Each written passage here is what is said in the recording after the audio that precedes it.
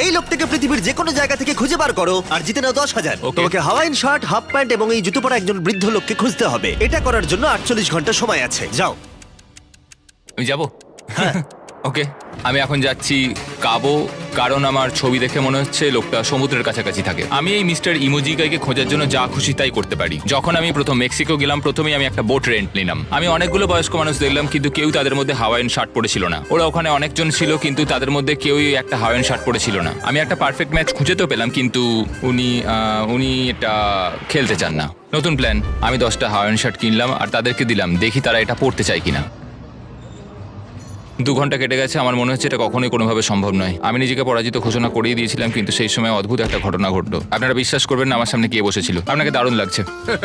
আমি mister বিস্টকে call করছি। হেই, congratulation, তুমি এই মাত্র জিতে নিলে 10,000 কি ডলার। মানে? আরে সত্যি? আমরা কি হেলিকপ্টারে যাবো?